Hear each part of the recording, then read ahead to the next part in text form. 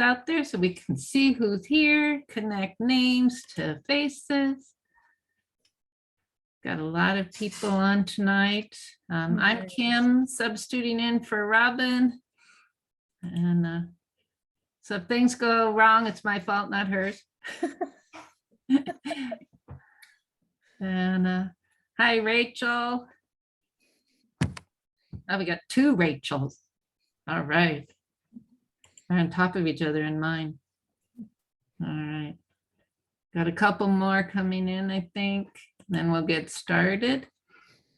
Before I forget, I'm going to announce this at the beginning and at the end. Next week, we have Nick Stalling from the State Department and the University of Idaho doing assistive technology. There may or may not be a flyer coming out on that, but we will send out the link to everybody. This is one that for November, we have 3 more evening webinars that you are all invited to come to. They're free. And they were going to be at the conference, but with the change to virtual, we had some extras to get. So we put them all back to back and we went all the way to middle of November. So with that, I'd like to introduce our speaker, which is Connie Risser. She's the founder and director of the Joshua Institute, which is a private school for children with learning differences, a lot of them with dyslexia, and it's located in Meridian. And tonight, and she's been doing this for 14 years, Connie? Oh, I lost count. 15, Yeah. 16, Yeah. Who knows? She started when her own kids turned out to be dyslexic. Isn't it nice we pass this down to our kids? Yeah, so Yeah. kind of us. I know, we share. And hers is on handwriting is more than writing with your hand. And because we are virtual, it's very difficult to do rhythmic writing. So we're just going to demonstrate it, or Connie's going to demonstrate it. And then we have a special offering that she'll tell you about later. So with that, we are very pleased to have Connie here to help us. Thank Go you. for it, Connie. Okay. Awesome. Well, I'll be honest, I wished so bad we were all in the same room together. The Zoom training is such a blessing, isn't it? That we at least have that option, but it just, it's not quite the same as when we can all be in the same room and just learn some, especially when we're talking about multi-sensory techniques. It's difficult to do that over Zoom, but I've done all our training courses that are multi-sensory over Zoom, and sometimes it's just what we have and we just need to make the best of it. But this is one technique I'm going to talk about tonight, rhythmic writing, and it is very difficult to teach over Zoom. So we're gonna just open up our school for you guys to be able to have an opportunity to come and learn. But I wanted to focus on this topic of handwriting because I think that it is a pretty serious issue when it comes to kids with dyslexia. So I'm a dyslexic adult. I don't have dysgraphia in the sense that the typical definition that we're going to look at in just a little bit, but when you look at some of the problems that kids have with dyslexia, even being able to both decode, which is the reading part, and then encode, which is the spelling part, it can really wreak havoc on their handwriting. But so often we think of handwriting as simply just putting words or numbers on paper, right? In the dictionary, it says handwriting is writing with a pen or pencil. Pretty simple. But I'd like to propose that handwriting is actually a lot more than just putting it on pen or pencil on a piece of paper. But first, what we want to do is ask the question, what does handwriting have to do with dyslexia? We're focusing on dyslexia this month in October. We're almost done with October. It's been such a great opportunity to be able to highlight the struggles that dyslexic kids have this month in our seminars that we've had. And I'd like to read a list of difficulties that the International Dyslexia Association has said might be difficulties connected with or associated with dyslexia. And these are difficulties that are unexpected for a certain student's age, their educational level, or even their cognitive abilities. A lot of these kids are just really super smart and are actually very verbal. But I want you to listen to this list, and I want you to think about how many of them are actually related to writing. Even though this list is for dyslexia, listen to how many of them might impact writing. Has difficulty decoding single words, may be slow to learn the connection between letters and sounds, might confuse small words like at and to, said and end, does and goes, inconsistent reading and spelling errors, may transpose number sequences and confuse arithmetic signs, may have trouble remembering facts, might be slow to learn new skills and relies heavily on memorizing without understanding, might be impulsive and prone to accidents. With a pencil in your hand, that could be a problem, right? Difficulty planning. Think about the importance of planning in writing, huh? And often uses an awkward pencil grip, may have trouble learning to tell time, may have poor fine motor coordination. You guys, this is a list for dyslexia. And yet we're talking about issues that are actually defined in the term called dysgraphia. So if many of these things that we're talking about impact writing, then we need to ask ourselves the question, why is writing so important? I want you to read this definition or this statement from the National Commission on Writing. You might have to read through it a couple times. It's rich. If students are to make knowledge their own, they must struggle with the details, wrestle with the facts, rework raw information and dimly understood concepts into language that they can communicate to someone else. In short, if students are to learn, they need to write. Writing is the output, right? And we know that writing disabilities can occur alone, or they can be present with a reading or oral language disability, and it can persist over years in school, and it affects a sizable number of students. In fact, it's almost the same percentage as students that are diagnosed dyslexic. In other words, writing is not just a mechanical skill, but it's actually a written language at the thinking level of language. It enables the transcription of sound and morphemes into units of written words, which then enables the translation of ideas into written sentences. This was a real highlight for me. I was, as a dyslexic student going through school and even through my undergrad, was very challenging because memorization is very hard for me as a dyslexic adult. It still is to this day. But if you ask me to be able to take information and get it down on paper into something that has meaning, for me, I can do that. It was actually something that was a way for me to express the ideas that I was learning. It was actually a really good thing, but for a lot of kids, it's not. For a lot of kids, they really struggle to get those ideas down on paper. The importance of, the importance of teaching writing now is being seriously challenged today. And this is a problem. I don't think we really fully understand the importance of actually writing with your hand. And so that's what we're going to be talking about tonight. I found this TED Talk that I want to share with you. It's a great description of the importance of writing. So let's take a look at that for a minute.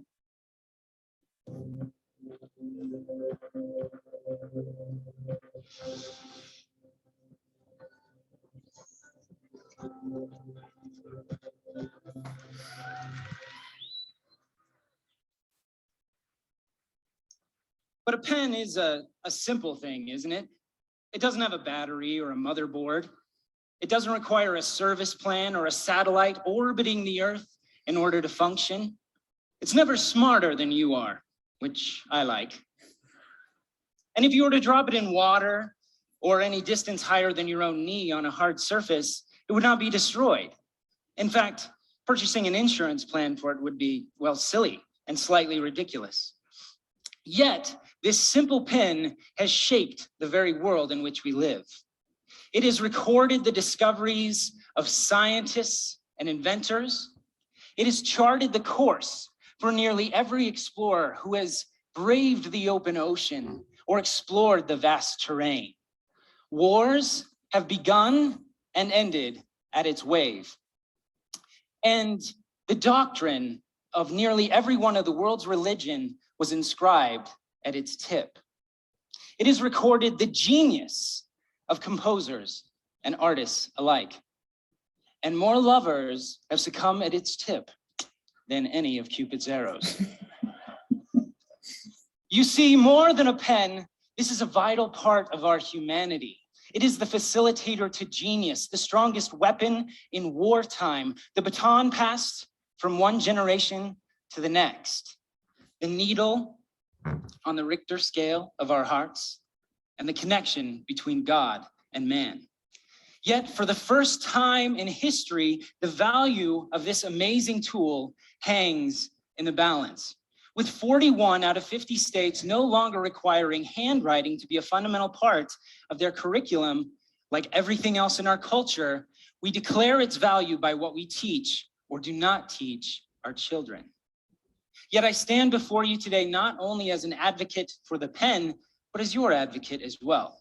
For while the hand empowers the pen empowers the man. Very profound. We're going to look at some research articles in a little bit that really support this issue of handwriting actually impacting thinking more than we actually realize. But what does it look like then when a student has a learning disability in writing? We mentioned before that we were talking about dysgraphia. It's not the only writing disability, but that's the one that we're going to focus on tonight. Let's look at the definition of dysgraphia by the International Dyslexia Association. And it's that condition of impaired letter writing by hand.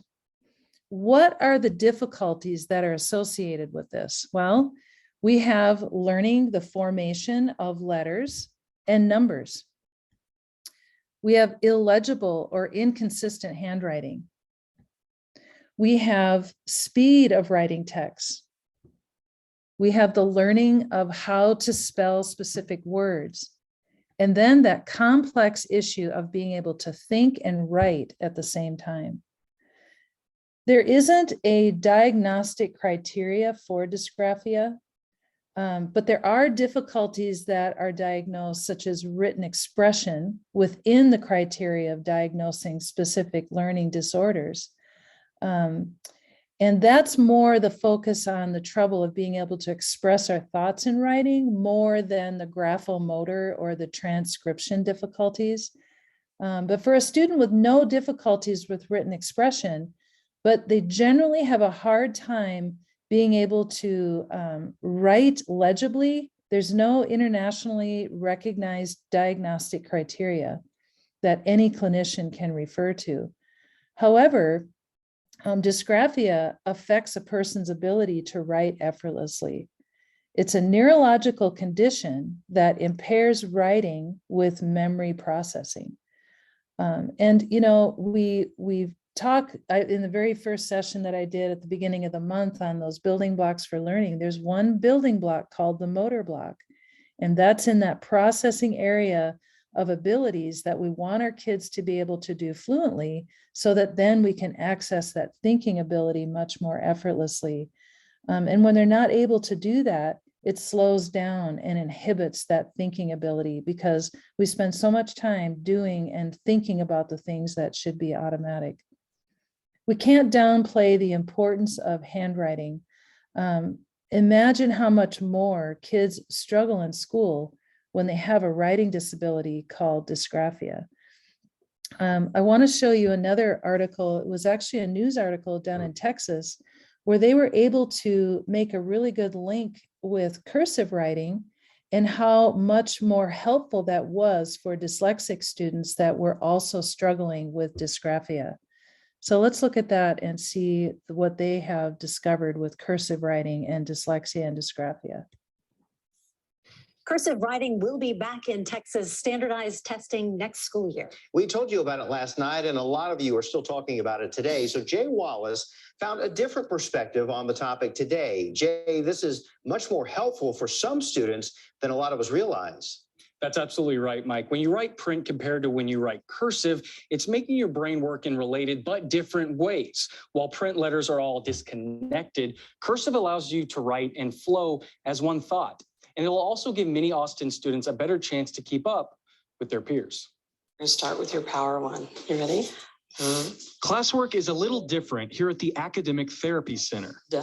D. Just ask Wyatt Ray. Today I did creative writing. Wyatt sees things a little differently. It's hard to read and you feel kind of upset. He has dyslexia. His kindergarten teacher picked up on it pretty quick. Wyatt's dad, Dustin Ray, is talking about when his son started to struggle early on in public school. We didn't realize it early on, but there's an emotional component too. When he's seeing all the people in his class progress and he's being left behind, it was difficult for him, difficult for us. So Dustin and his wife recently pulled Wyatt out of public school, now homeschooling him. It's easier for him. Consonant is gonna be He's now also getting some unique one-on-one work. how to learn how to read using multisensory techniques. So this gives you how your body makes the sound. Regina Staffa is a licensed dyslexia therapist who decided to take this career route when she found out all 3 of her kids have the disorder. I kind of found it to be my passion.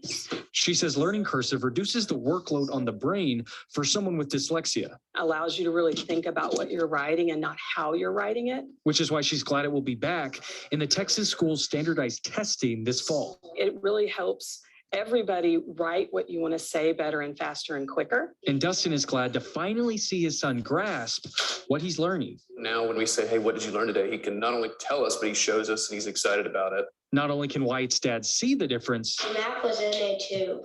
Wyatt can too. It's making me learn how to write cursive better. Regina Staffa also added that most of the dyslexic people she works with have a more creative personality, and cursive allows them to put their own curves and spins on their writing. In the studio, Jay Wallace, KVUE News. There's a specialist in dyslexia. His name is Dr. Stephen Pfeiffer. He's created some incredible assessments for dyslexia.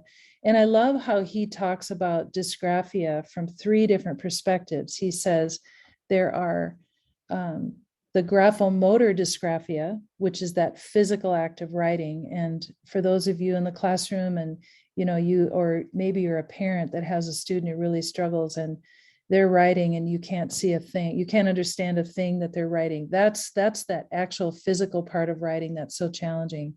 And then he calls it dyslexic dysgraphia, which is the spelling difficulties, especially when the spelling that they're choosing makes no sense at all. It's not even phonetically right. It's just it's a real problem with being able to access the memory, that visual memory patterning of the spelling of words. And then the executive dysgraphia. Those are those executive skills that are needed for being able to plan how's the paper lined out? Do we have spaces between our words? Are the letters floating all over the page? What about the organization? What about language rules? At the end of a sentence, we need a period. There's a capital at the beginning of the sentence. All of those things that create so much stress for kids. We focus on cursive writing to help alleviate some of the stress of all those individual letters that go together. We want to help kids be able to see when you put your pencil down at the beginning of the word, it stays there until the end of the word. And it's really helped to alleviate some of the stress on some of the writing issues that they have. But writing is a complex process. It requires working memory, executive function, and self-regulation. Berninger was a researcher that did a research article on that in 2012. A lot of those research articles I've listed in the Cites Worked page in the back if you want to go and look those up. But I don't know if we realize how much time children actually spend in their day. 60% of their school day is actively engaged in some form of the writing process. That's a lot of time, 60%. So deficits in the writing process can really wreak havoc on the ability to transfer mental thought and inner ideas onto paper.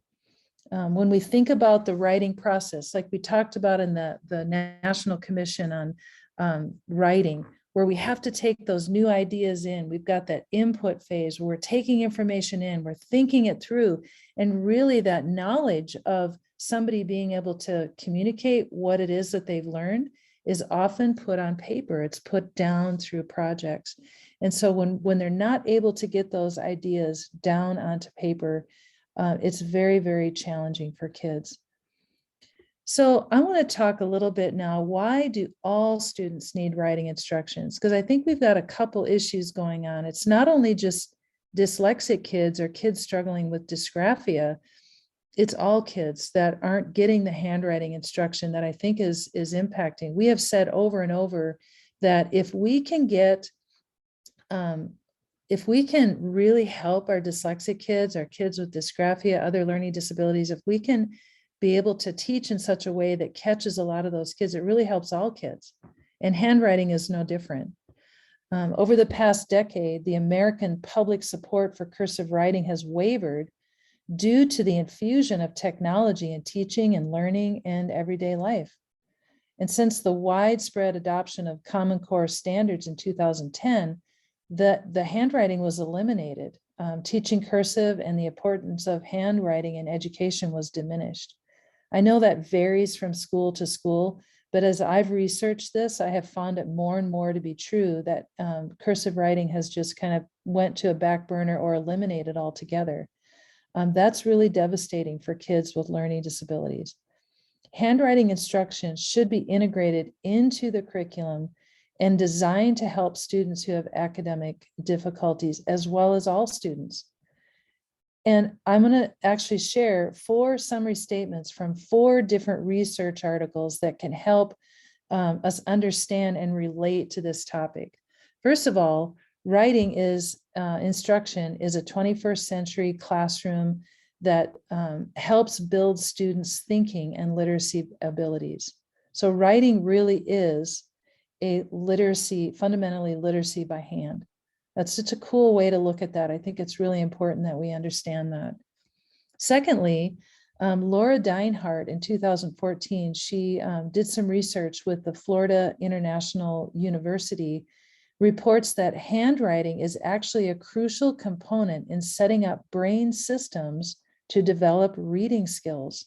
We don't often think about the importance of forming letters by hand, connecting to a child's developing reading skills. In a recent study, she found that 4-year-olds who demonstrate strong handwriting skills are more likely to have better reading skills in 2nd grade. Interesting, huh? Recent neuroscientific research suggests significant educational differences between cursive handwriting and keyboarding. And they have important implications for students' ability to continue to learn, especially those higher level learning skills. And then cursive handwriting and keyboarding shouldn't be viewed as equal, interchangeable skills. Keyboarding is important. That is absolutely necessary for today in our technology-driven mode of interaction. But keyboarding does not engage the learner in the same way as that physiological and cognitive process of cursive handwriting. This was done by Berginer. I can't say if I'm pronouncing that right, but a study in 2012. And again, you can find that on the site's page at the end.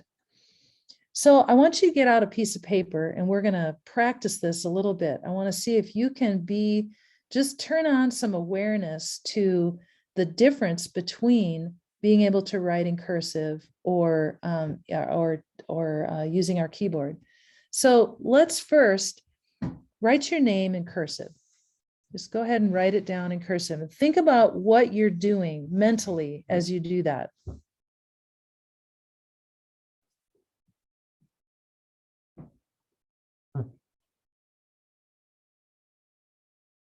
Now y'all know what my handwriting looks like, right? Okay, now just on your keyboard, I want you just to type your name. I mean, you don't have to show it anywhere, but just type your name out. Just type your name. Now go ahead and turn your mic on and let's just speculate. What is the difference? What are some of the vital differences between actually writing your name in cursive from a cognitive perspective as opposed to typing it on the computer? Disconnect. Typing it, I have to think about it. Typing it, you do? Yes. Like it Okay. doesn't come as natural. Like even though I can type my name, it's not as natural. And cursive, it's just like, and maybe because my signature, it's just quick. Okay. I don't know if that makes sense.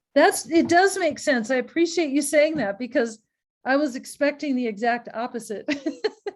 And I wonder if, for all of us, especially in education, we would not say that we have a real cognitive struggle with writing like our kids with dysgraphia, right? Yeah.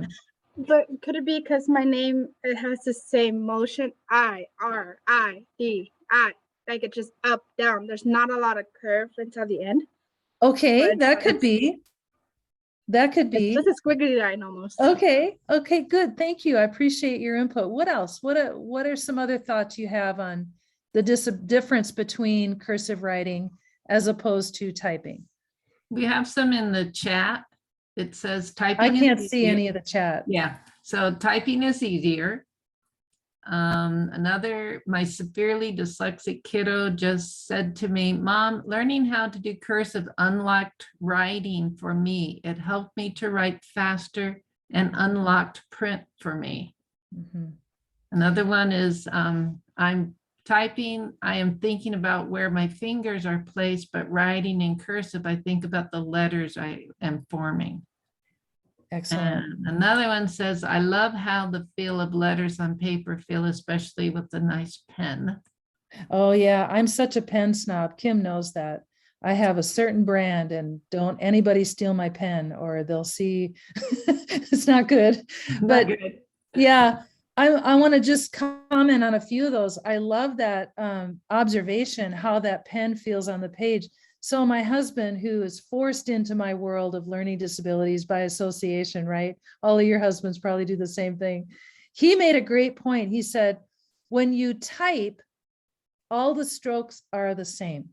Yeah. When you type a C, it's the same motion as an O. Yes, those of you that said you have to think about where your fingers go, especially if you're maybe not as fluent as a typer as opposed to handwriting. But when you think about letters, all of the letters have a different shape and it requires a different thought process to form a letter as opposed to memorizing where your hands are on a keyboard.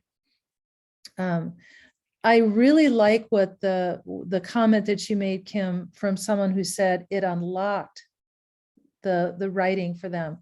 Isn't that interesting? When we read those research articles that talked about how there is an association with our thought process that is linked more tightly than just working in a keyboard. Why is this a significant difference that we need to be aware of?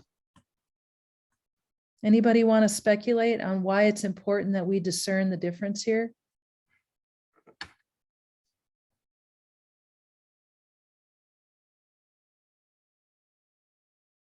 Okay, I'll tell you.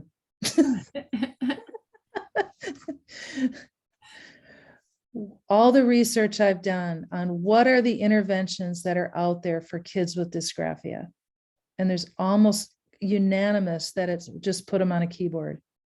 Yeah. And putting on a keyboard is not the solution. Putting a child on a keyboard that has dysgraphia is a really good accommodation, but accommodations don't help remediate or change those neural pathways that need to be changed in order for writing to happen, in order for the writing process to be unlocked. That's such a perfect word. Whoever said that, thank you for That was writing it. Carter. Carter said it. Carter. Oh, my sweet Carter. I just have to chime in. He was walking by and was stopped and listened and saw you Oh. talking, and he goes, Mom, it changed everything for me. And I can't remember what I typed now, but those were his words. Oh, Yeah. Carter. Yeah. It He's here really now. is. It's really true. Thank you, Carter. I appreciate that. So let's be And really, Connie, yeah. let me add on. Yeah. They've done some studies at the university level where students are taking notes by hand or on their laptops. Mhm. And those that take the notes by hand do much better and Mm-hmm. on their assessments because they had to process the information. Whereas when you're typing, you're in auto mode. You're in auto mode, and there's a different neurological path for typing. And so I think, in just in understanding the difficulty with dysgraphia, often that is the only option. But what I want to show you tonight as we work through, how do we help kids with dysgraphia? We don't want to just learn about it, right? We're all here because we want to really help kids who are struggling with this, and there are ways to help them. But first, before we know how to help them, we got to know what it feels like. So I'm going to impose dysgraphia on you, okay? Are you ready? So pick up your pen again. And all of you that are right-handers, I want you to start, let's see if I can do this right here. I want you to start moving your foot on the floor in counterclockwise. So I'm dyslexia, I'm probably doing it backwards. Right foot or left Counterclockwise, foot? okay? Pardon? Right foot or left If you're foot? right-handed, move your left foot in counterclockwise direction, okay? Keep them moving, everybody moving. See, if you're in the room with me, I would make sure that you're not cheating, okay? If you're left-handed like me, you're gonna move your right foot in a clockwise direction, okay? Everybody moving, you got your hand ready? Okay, now I want you to write your name again. Keep your foot moving and write in cursive. Ready, set, go. Move that foot. This is what we call forced family fun. Okay, how does it look? Does it look the same as what you wrote before? Kim is shaking her head no. And even if it looks the same, did it feel like you had to concentrate so much more or even just a little bit more? Yeah, that's what it's like for our kids. When you have something else going on, like our kids with dysgraphia do, it's not automatic. When things are automatic, we can actually do things automatically. That was very profound, right? So it is very challenging when our kids who have dysgraphia and the remediation, there hasn't been the kind of a remediation that can help them bring that automaticity with handwriting. It's like every time they write, it's really challenging, really difficult for them. Yeah, and that's what the comments are. It looks worse. It took a lot longer. My foot slowed down. So did my writing. Ah, good. Yeah. It's really good when we can kind of put ourselves in the shoes of those that really do have a writing disability. One of the comments that I heard in reading, what do we do to help kids with dysgraphia? A lot of them would say, well, they just need to practice, If we're really truly seeing this as a neurological disconnect, something just isn't connecting, more practice, doing the same thing that isn't working is the definition of insanity.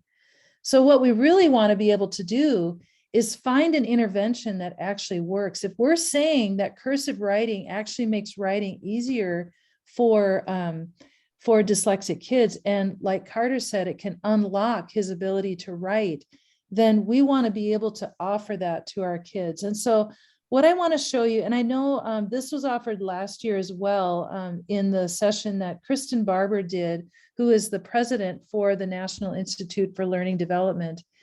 She actually introduced this concept and this technique that we do as part of our educational therapy program called rhythmic writing. And at the Joshua Institute, we use this technique called rhythmic writing, not only to improve writing, handwriting, but also to improve thinking. It has been used by the National Institute for Learning Development for decades in conjunction with other techniques to help students with disabilities such as dyslexia. It's where I started my career, just like the woman that you saw on the Learning Center in Texas. I love that. You know, anytime that we can begin to make some multisensory connections to help change the way the brain is learning, that is therapeutic. And so we don't call this tutoring, we actually call it an educational therapy because it's literally changing the way the brain is wired. And so rhythmic writing is a technique that strengthens skills that are causing the student to have a lot of difficulty with learning, such as handwriting. This is far better than finding ways just to compensate and work around those writing challenges.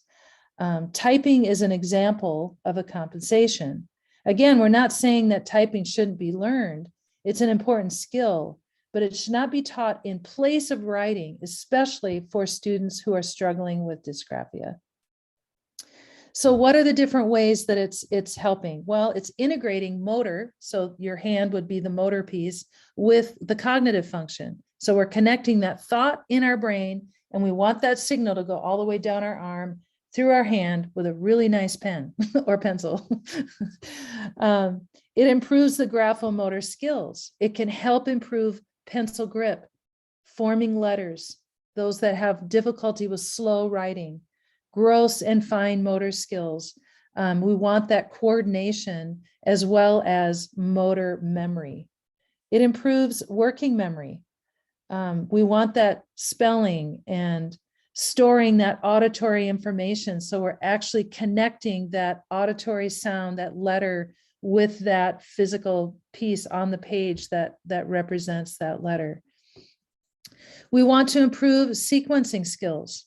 We want to make sure that we're getting that left to right. We do a lot of left to right with this technique called rhythmic writing and helping with dysgraphia, but it also improves attention. And you're going to see that we're going to do a demonstration here of what rhythmic writing actually is. It provides repeated practice with forming letters and the fluidity of handwriting. You're going to see an improvement in handwriting. I'm going to show you an example at the end of one of my students that I had of how his handwriting changed after a couple of years. There are two parts to the rhythmic writing technique. The first part is a series of 8s that are drawn on the board for each of the students. And there's a lot of crossover techniques because, again, we're trying to develop some neural pathways that just aren't necessarily there in our bright dyslexic students. And then the second part is a series of motifs that relate to each letter of the alphabet. And we don't necessarily understand why a student is struggling to make the capital letter B. But if they understand each of the motions that are needed for that specific letter, and they begin to develop that working memory piece of how those motif pieces work together for that letter, it creates that repetition over a period of time. And we have seen incredible changes in this as an intervention. We don't want to just provide a compensation or an accommodation for writing. We actually want to use a technique that is known to help make a difference in writing. So we're going to watch a demo. It's fairly long. It's about 7 minutes, but I think it's really important for you to see rhythmic writing from beginning to end. Typically, this technique can take 7 to 10 minutes every time we do it with a student. But again, it's an intervention. It's actually something that's changing the way the brain is able to process handwriting. This is done by our NILD Executive Director, Kristen Barber. And what I would like you to do is get that piece of paper out again. And I want you just to jot down your observations. What are you noticing? What questions are kind of coming to mind as you watch what she's doing? And then we'll take some time to process that at the end. Okay, Connie, before you do it, there's a question. Does printing do the same for your neurological pathways as cursive?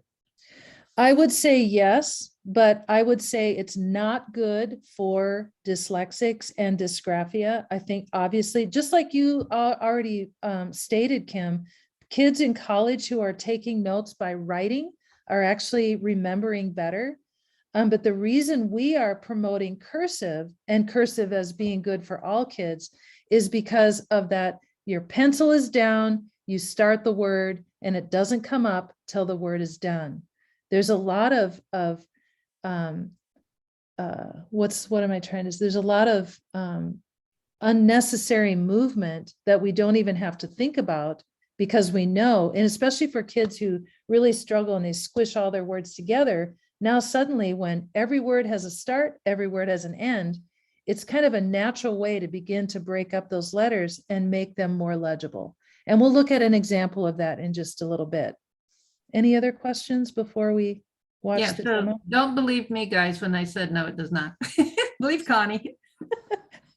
Well, we want to be open-minded, right, Kim? Okay, here we go. Check your feet position before you begin. Let's relax shoulders. Good. Left, right. Left, Change, right, change. left, Double 12.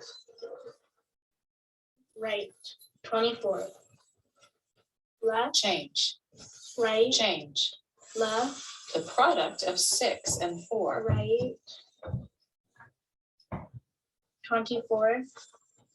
Direction. Left, Mhm. Change. right, Right direction. Come back here. left, Good. right, Change. left, The difference of 13 and 9. right. Left, Think about 4, your direction. Where are you headed now? right, There it is. Stop. 4. Good.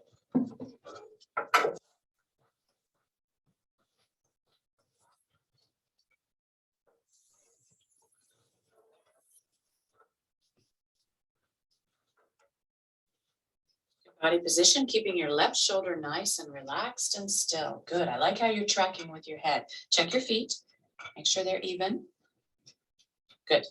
When you're ready, Left, keep that shoulder tucked in when you cross midline. left, Strong voice. right, Change, right, change. left, Think about your direction. Which way are you going? right, Right. There it is. left, Change. right, left, Half of 20. right, 10, Change, left, right, change. left, 36 divided by 6. 6, left, Change. right, 1/4 of a dollar. right, a quarter. Stop.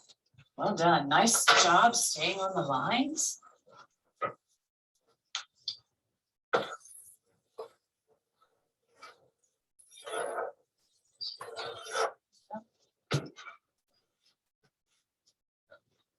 Okay, check your feet position. Okay, nice relaxed left shoulder, good tracking with your head, pencil grip looks good. I really like you dropping your elbow, keeping it flat to the board, dropping your elbow and keeping your wrist flat to the board. There you go.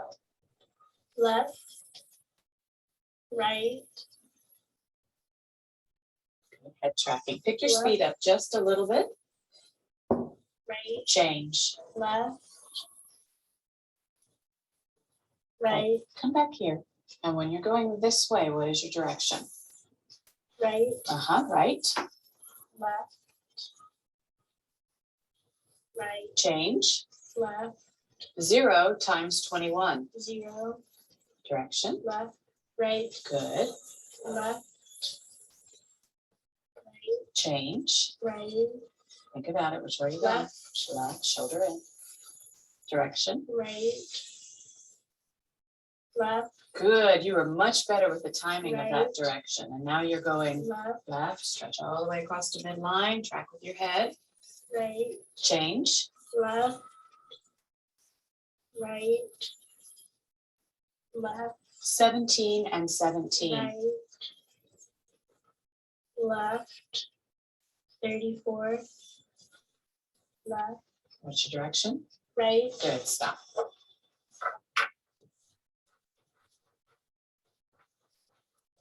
Okay, what card do you see there? card 3, Card 3. What letters of the alphabet are on card 3? L, M, N, O, P. Mhm. Any motifs that you think might give you some trouble, or are you comfortable with all of these? Okay. Good position, nice stretch across your midline, keeping that left shoulder tucked in. Nice stretch, Sam. 1, 2. 1, 2. 1, 2. 1, 2. All the way up. 1, 2. 1, 2. Okay. See how you touched all the way up here? That's what we want for each of those. Okay, next count. 1, 2. 1, 2. 1. 2. 1, 2. 1, Strong voice. 1. 2. 1. Okay, next count. I like how you're holding your position. 1, 2. Up on 1, down on 2. So it's 1, 2, 1, 2, 1, 2. 1, 2. 1. There it is. 1, 2. 1, 2. 1, 2. 1, 2. Excellent finish. Very nice. Do you think you could hold the next 3 motifs in your head? Yes. All right.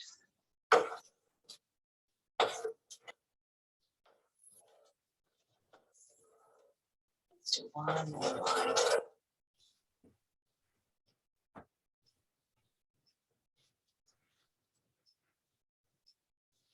So the next 4. Would you like to challenge yourself? Yes. Okay, I like that you're rising to the challenge. 1, 2, 3, curve. 1, 2, 3, curve. 1, 2, 3, curve.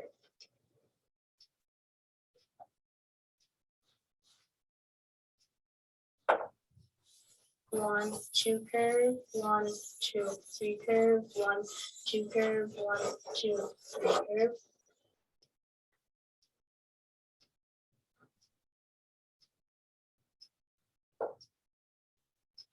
One, 2 curve, 1, 2 curve, 1, 2 curve, 1, 2 curve, 1, 2 curve. Good. Make sure you're moving from your scapula, not your wrist or your elbow.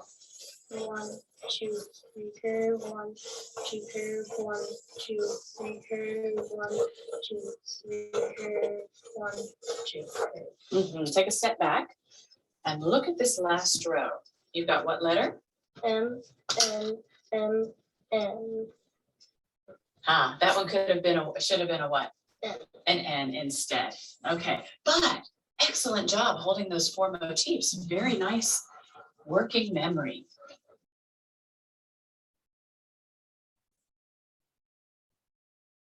Okay, whoops, let me go back. Let's go ahead and talk about some of the observations that you may have had.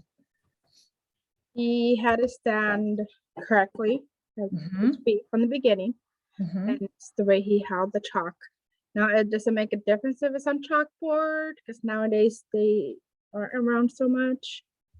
Yes, and the answer is yes, it does make a big difference. And I would, if we had more time, I'd say to you, why do you think that would be? But I'm just going to go ahead and just tell you one of the reasons for that is, you know, when you're working with chalk on a chalkboard, you can actually feel the friction between the chalk and the board as you're writing. And so it's creating that sensory feeling that's sending a signal all the way to the brain. Whereas with a whiteboard, it's not to say that a whiteboard can't work. I had a student that actually would have left the program if he would have had to use a chalkboard, because he just couldn't take it. It was just too much. And he did make some incredible improvement. But it really does make a difference when they can feel it because of that neurological piece, right? What else? What other observations? Feel free to turn your mic on and just talk.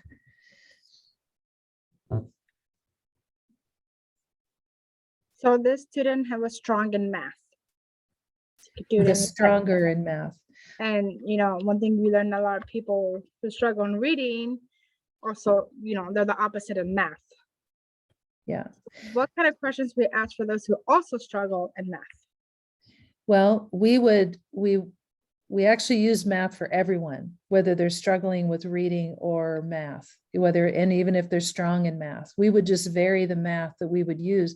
The reason we're doing math while we do those 8s is to help improve that attention ability. We're trying to engage as much of the brain as we possibly can. All the lights are on. They're thinking about direction, Their hands have to do a motor response. Their brain has to be thinking. Their eyes have to track. Pretty much all of their senses are on. And math is one of those things that you can give, and it really helps them to have to stay on top of their thinking. And so that's the reason we do that. It's not for them to learn math. We use math even with kids that are good at math when we do rhythmic writing. It's because we want to engage all the parts of the brain, get it all woke up. We're trying to build some pathways. And what I say to my students, right now that pathway is a grassy path and we want to get a paved highway going. Any other comments or questions? The motif. Oh, go ahead. Sorry, I have some questions. And I came late because I was working with some students. So you may have already talked about this, but how early would you start with students on cursive? And watching this reminds me so much of the old kind of drills that were done when we learned cursive. And again, you may have talked about this. So I'm just curious about your thoughts about handwriting instruction and if we should be bringing some of that back, I guess. So thank you.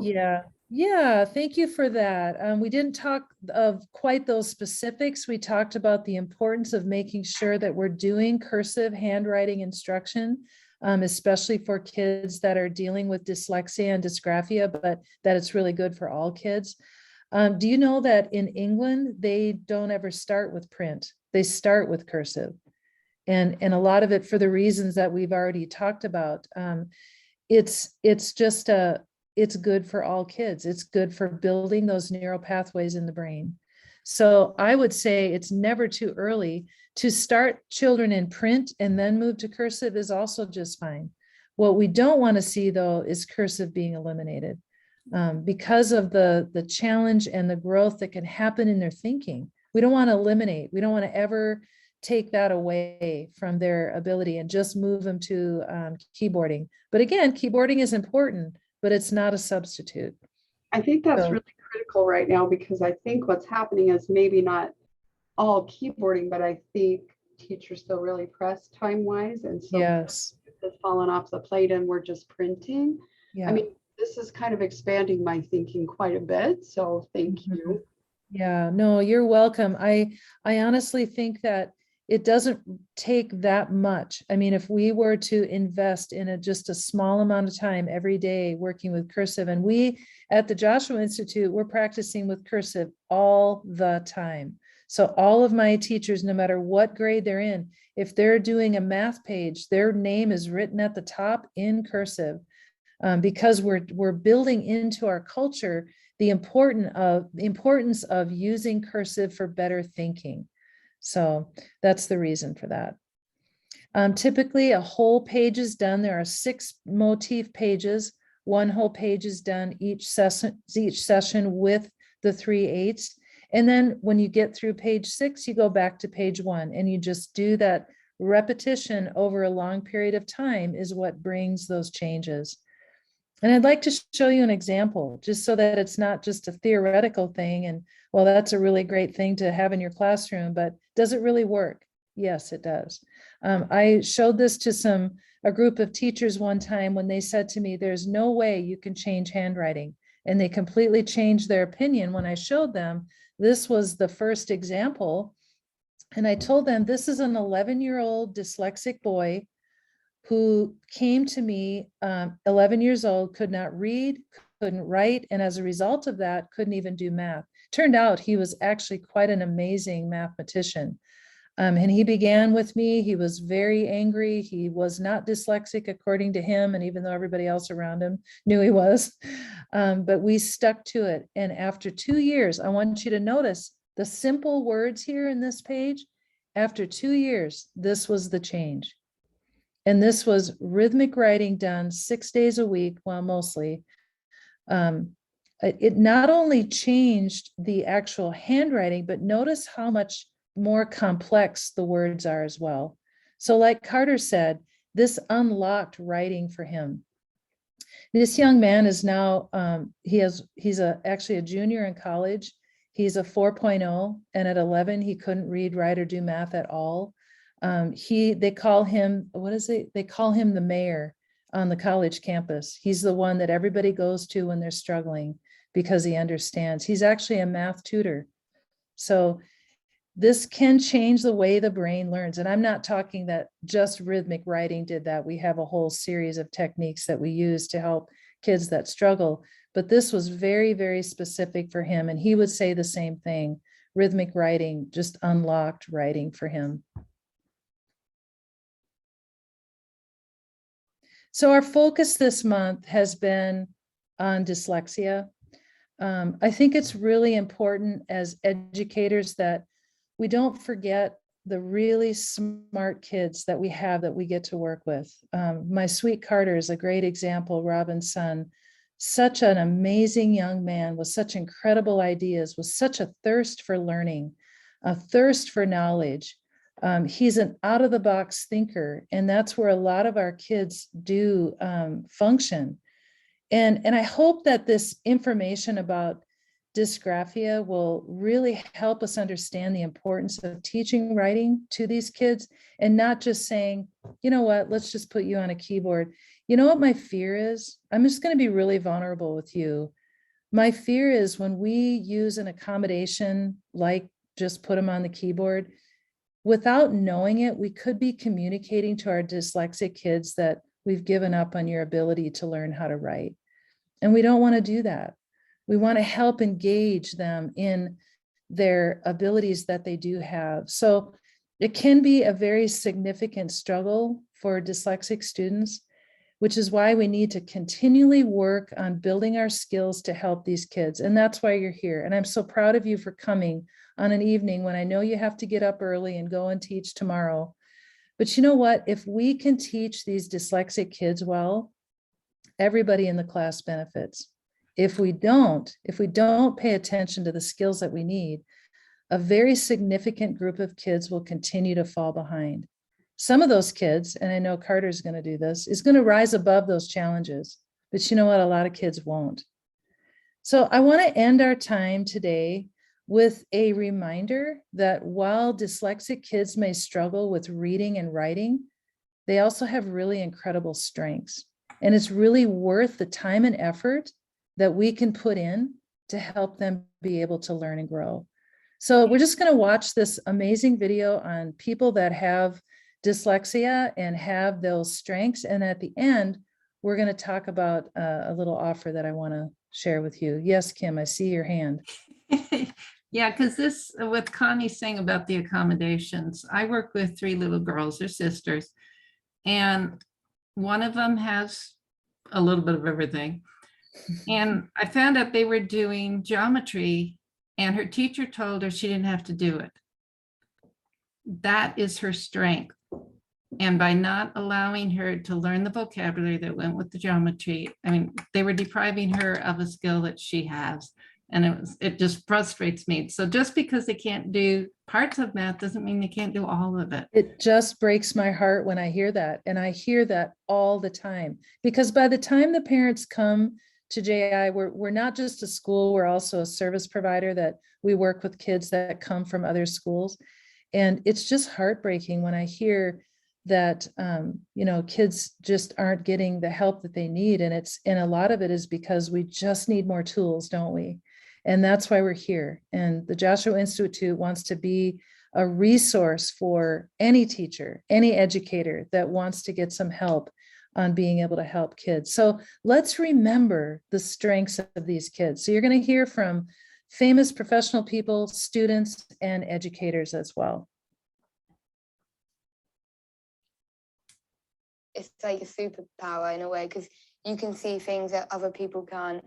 You see the bigger picture. I'm better at hockey because I know where to stand in the pitch because I can understand the game better. I really like making my own stories. I love storytelling and I love communication. I was always very good at creative writing. I always make my own songs up in my head. Actually, I'm a rapper, so then I express myself while rapping. I would quite like to be a pop star. I'm so lucky because I always knew I wanted to be an actor and I get to do this for a living. As a child, I dreamt of being a scientist. One of my strengths is maths. I like building little robots and lots of different things. Just remember that you're different and it's a good thing.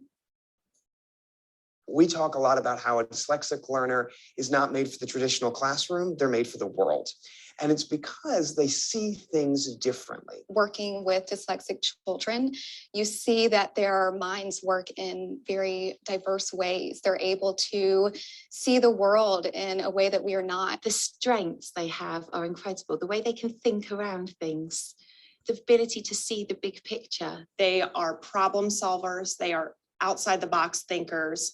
Because they process information differently, they're able to see things from different angles. Many dyslexics are also very good at visualizing the big picture, thinking through multiple steps and seeing connections, almost a symphony of ideas that they can bring together. Dyslexics are exceptionally curious learners. They're eager to explore.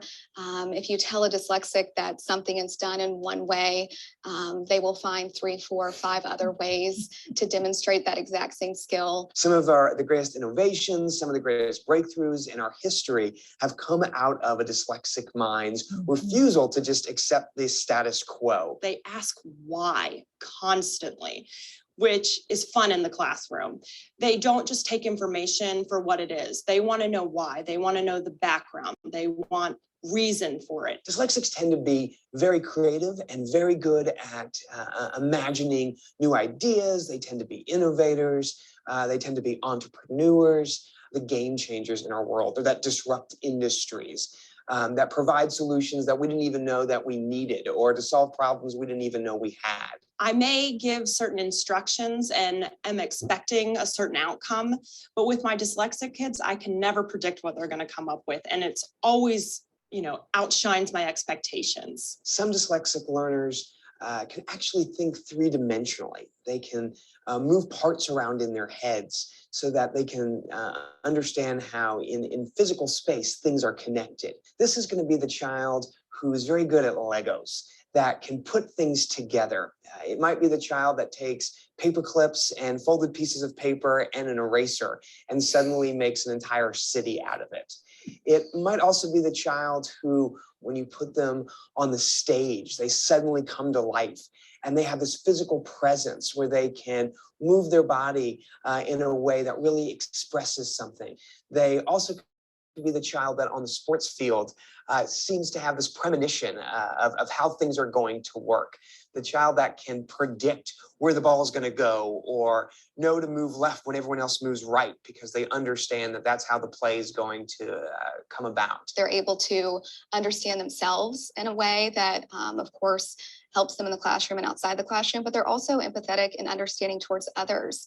They're able to make connections with others. So they're wonderful friends, they're compassionate, and they're just really excited to be around others. They tend to have wonderful relationships and be able to take ideas and communicate things in ways that really resonate with other people. So despite the fact that they might have a difficult time with the written word, and despite the fact they might have a difficult time trying to take their ideas and putting on paper, dyslexics tend to be very, very verbal individuals, and they tend to be very comfortable in that space. That's where they tend to thrive. So at the same time, these are kids that go on to be politicians and great orators and actors, amazing and accomplished writers and authors. Throughout history and even today, some of the most popular writers in the world are dyslexic. And that's because they have an amazing command of our language. They have amazing command of words. In the classroom, dyslexic students really need an opportunity to shine with their imagination and their creativity. If you want them to be inside the box, they're not going to be. So many of our dyslexic students are incredibly imaginative. They are daydreamers, but of course with dyslexics, they're thinking of so many different things in their mind and coming up with so many creative ideas. I see a child who's looking out of the window because they're thinking about what you've said, they're processing it, and they're going to give you an incredible answer in a minute when they've worked out how they're going to say it. They're thinking about what you've said and probably linking it to something you haven't even thought of. It's something that we need to help them understand. When is it appropriate? How do we work with them to cultivate that so that we don't diminish that truly amazing capability, while also making sure that they do meet the expectations of the classroom. If you're giving an assignment, I think you need to think of those creative brains and how can they best show what they know. They like to think. We need to give them time to do that. Dyslexic people like to think. They like to think about what you've asked them, and they need time to give you the answer. But they're often thinking because they're good thinkers and they're going to give you something amazing in their response. Don't just limit it to multiple choice answers or a quiz or a test on paper.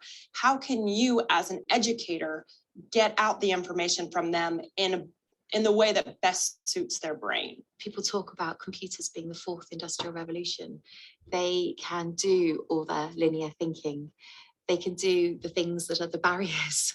A computer can't think laterally around a problem. A computer can only generate the data it's being given.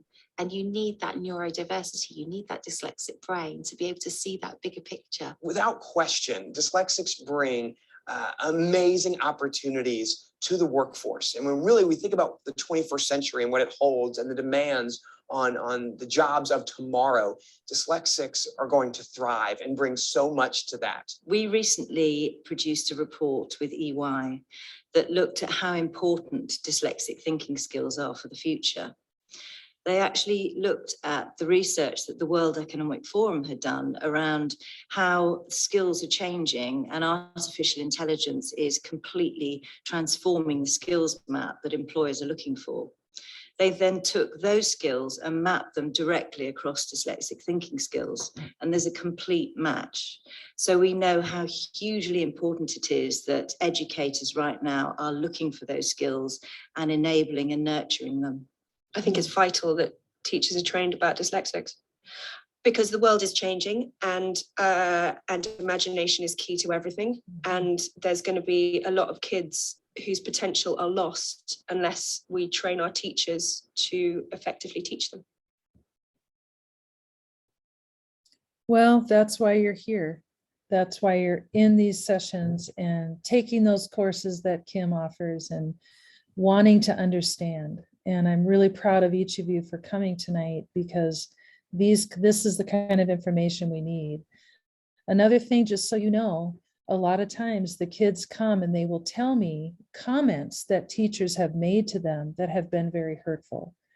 Comments like, you're never going to go to college. You're probably not going to drive a car. These are all separate comments.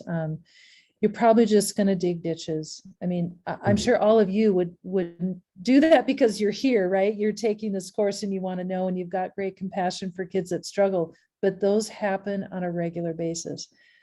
That's why I played that video. I want you to be able to be reminded, and these are videos I show my staff all the time because we've got to remember these are incredible kids.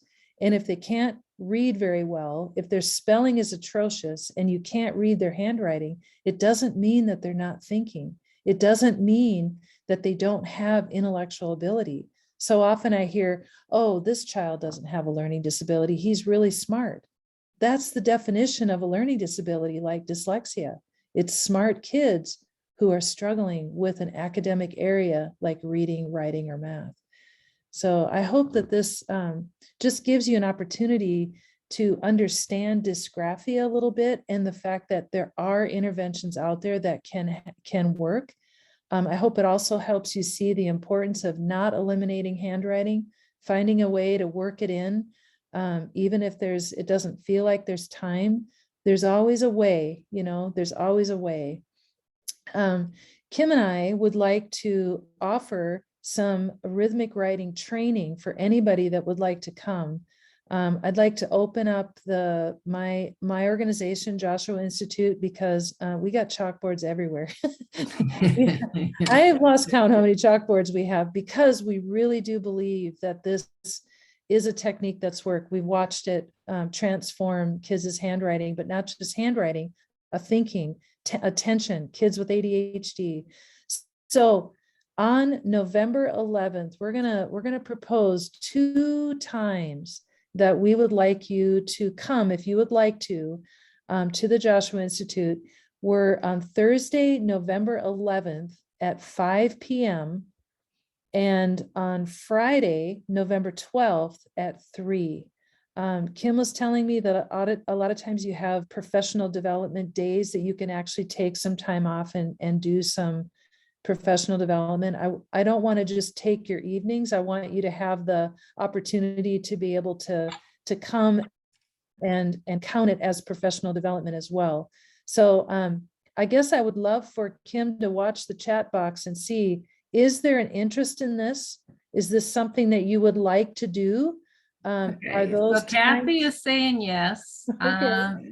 Viridiana is saying yes. Somebody, Robin put the date times in there. Okay. Carla saying yes. And tell your And friends, you Julie know, wants to. okay.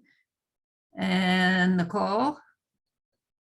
Now, the other thing, some of the people have asked me, Connie, is if they, especially those that have to come a long distance, could they observe your school in the morning? If they, you know, like get there at noon? As long as we don't have a whole Yeah, bunch. we only go till 2. So a Thursday at 2 let's see. Yeah, you can. What I'd recommend is if you came and observe, we would just have to be careful. Our classrooms are super tiny and there's only 8 kids in a classroom. So there's not actually a lot of room to actually sit in a classroom, but to walk around and even listen from a doorway.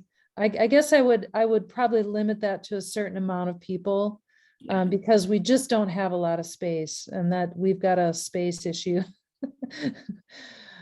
So I guess I think as I'm processing while I talk, I'm a verbal processor. Let's hold off on that for now. But what I would say is come with enough time that we could sit down. I could actually show you the classrooms. I could introduce you to our administrators. We could actually have some conversations with you, with more of our staff. We could definitely do that.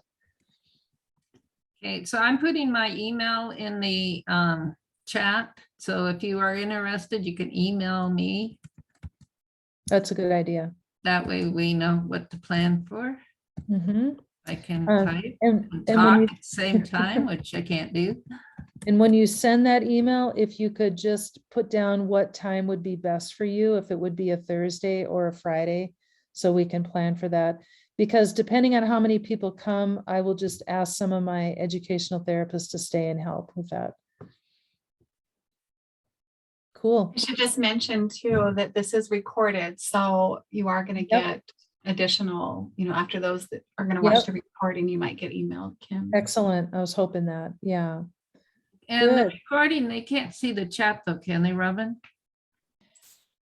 No, so in my email out to everyone, I'll recap what you've offered and just give your email, Kim. Okay. Okay.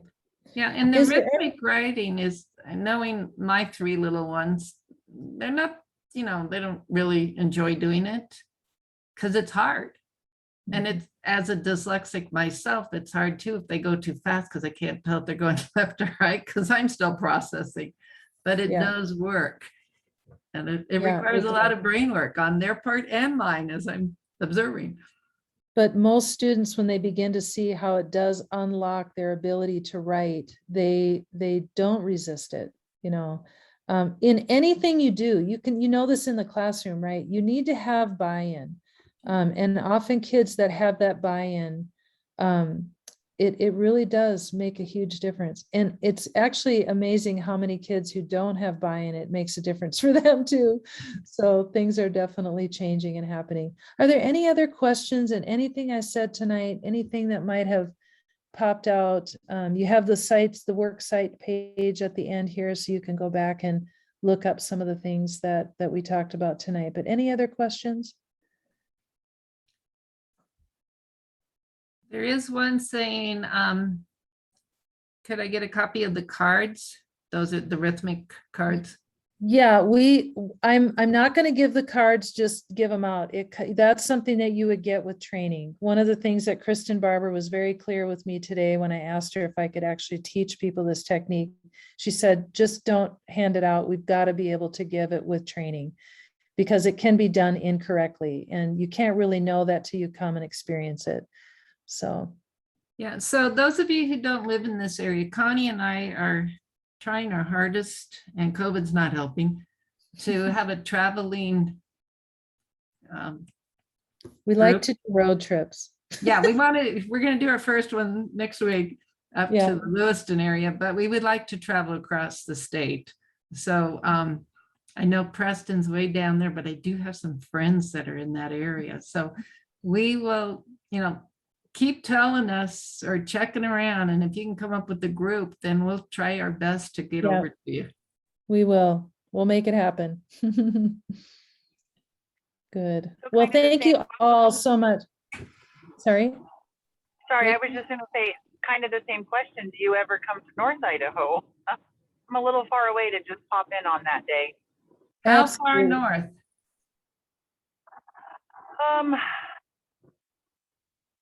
Latah County, Moscow. Okay. Oh, yeah, we're heading up to Lewiston this weekend. So we're not far from Moscow. Yeah, not this weekend, but next weekend. So I will look into it. send your information to Kim and we'll see if we can make a plan. Kim, we can squeeze one more meeting. There's always room for one more.